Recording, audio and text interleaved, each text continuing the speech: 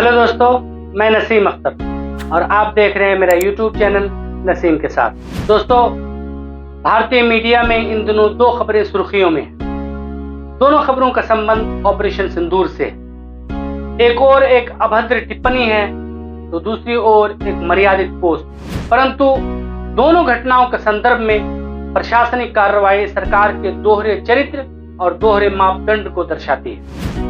एक और अशोका विश्वविद्यालय के राजनीति विज्ञान विभाग के एसोसिएट प्रोफेसर अली खान महमूदाबाद को ऑपरेशन सिंदूर से संबंधित एक सोशल मीडिया पोस्ट के लिए गिरफ्तार कर लिया गया था। दूसरी ओर मध्य प्रदेश के कैबिनेट मंत्री विजय शाह, जिन्होंने कर्नल सोफिया कुरैशी के खिलाफ आपत्तिजनक और सांप्रदायिक टिप्पणी की थी, अभी तक किसी ठोस कानूनी कार्रवाई से बचे हुए हैं। हरियाणा पुलिस ने अशोका विश्वविद्यालय के प्रोफेसर अली खान महमूदाबाद को दिल्ली के ग्रेटर कैलाश स्थित उनके आवास से गिरफ्तार किया।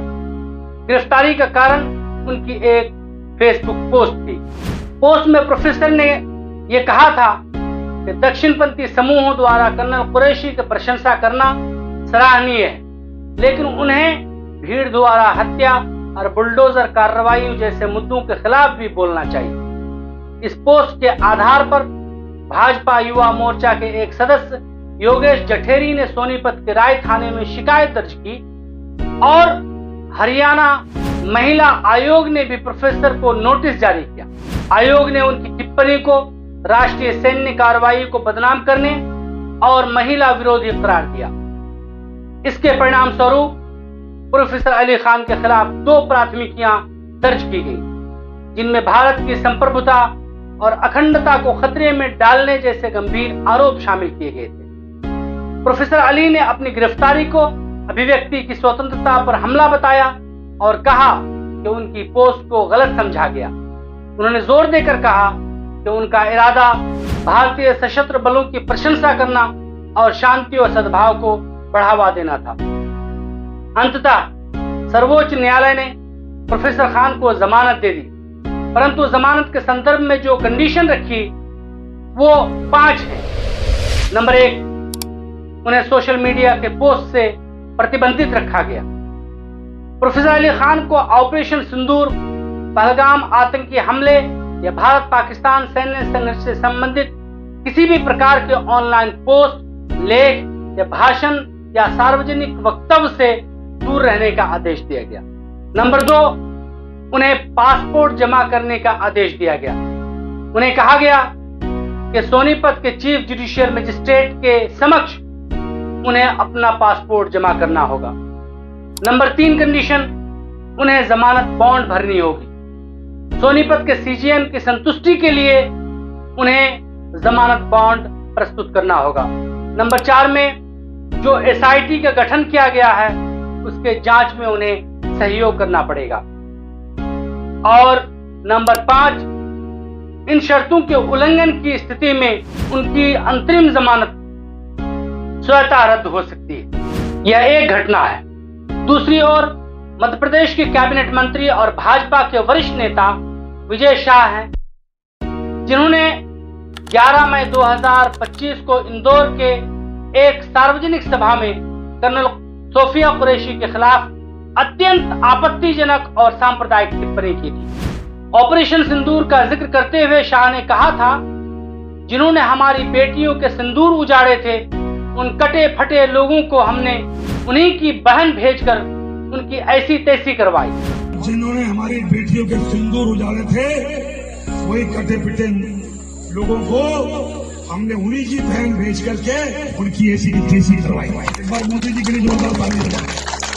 उन्होंने कपड़े उतार के हमारे हिंदुओं को मारा और मोदी जी ने उनकी बहन को उनकी ऐसी की तैसी करना हमारे जहाज से उनके घर। इस बयान को व्यापक रूप से कर्नल सोफिया कुरैशी को आतंकवादियों से जोड़ने वाला और सांप्रदायिक रूप से भड़काऊ माना गया था। शाह के बयान ने देश भर में आक्रोश पैदा कर दिया था।